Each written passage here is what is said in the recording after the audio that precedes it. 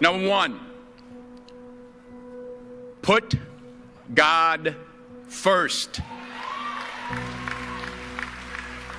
Put God first in everything you do. Everything that you think you see in me, everything that I've accomplished, everything that you think I have, and I have a few things, everything that I have is by the grace of God. Understand that. It's a gift.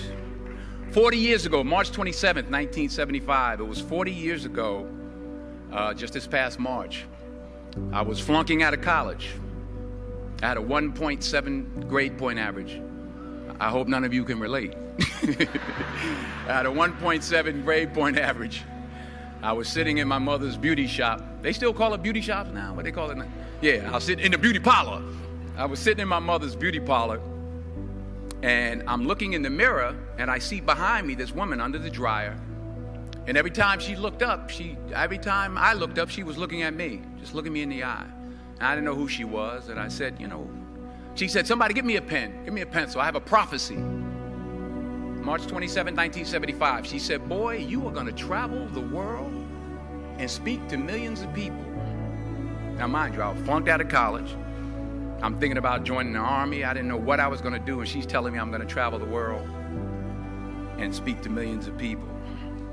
Well, I have traveled the world, and I have spoke to millions of people.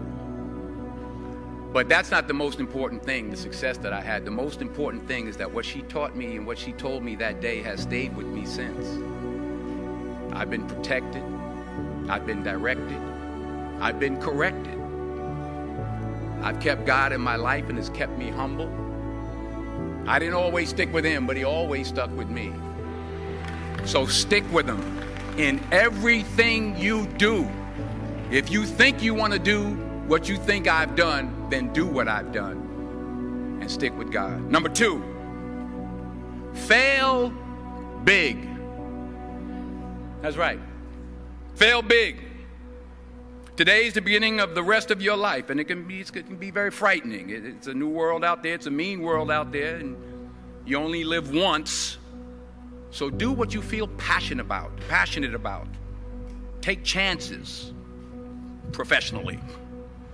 Don't be afraid to fail. There's an old IQ test, was 9 dots, and you had to draw 5 lines with a pencil within these 9 dots without lifting the pencil.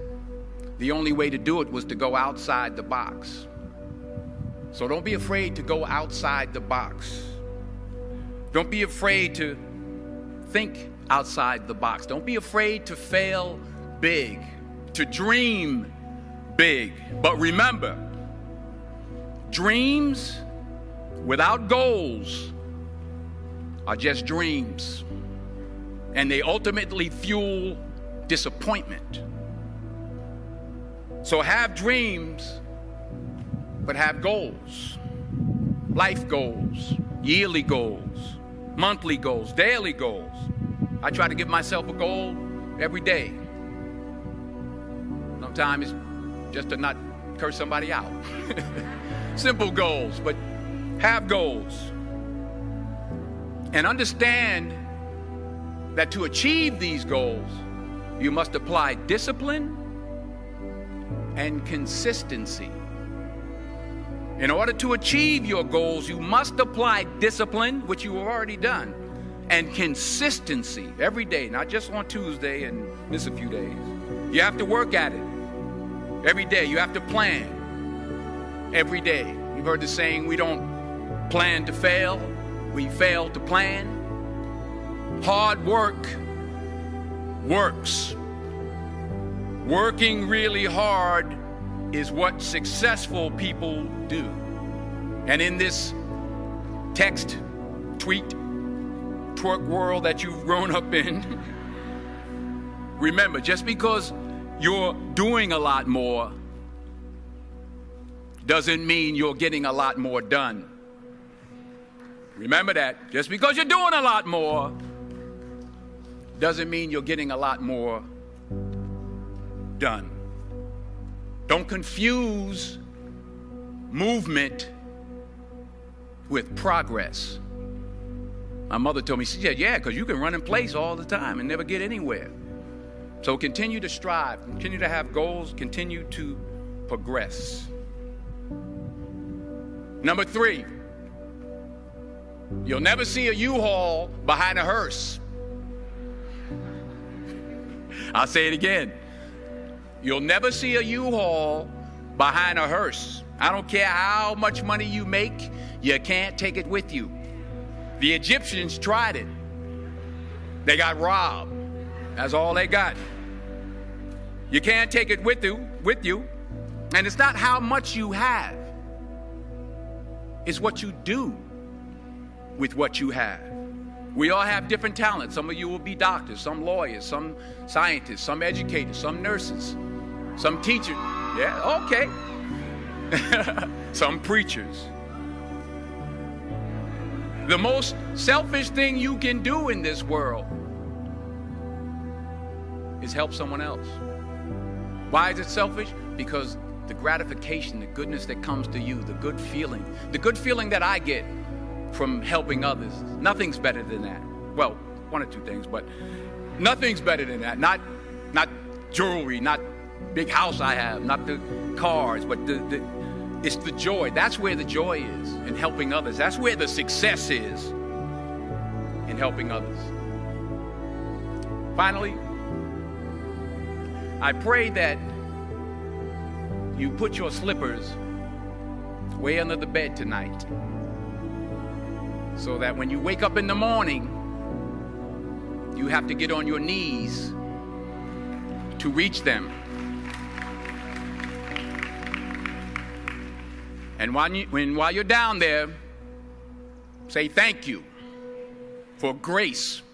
Thank you for mercy. Thank you for understanding. Thank you for wisdom. Thank you for parents. Thank you for love. Thank you for kindness. Thank you for humility. Thank you for peace. Thank you for prosperity. Say thank you in advance for what's already yours. It's how I live my life. That's why I am, one of the reasons why I am today. Say thank you in advance for what is already yours. True desire in the heart for anything good is God's proof to you, sent beforehand to indicate that it's yours already. I'll say it again. True desire in the heart, that itch that you have, whatever it is you want to do, that thing that you want to do to help others and to grow and to make money, that desire, that itch, that's God's proof to you, sent beforehand already to indicate that it's yours. And anything you want good, you can have. So claim it. Work hard to get it. When you get it, reach back. Pull someone else up. Each one, teach one. Don't just aspire to make a living. Aspire to make a difference.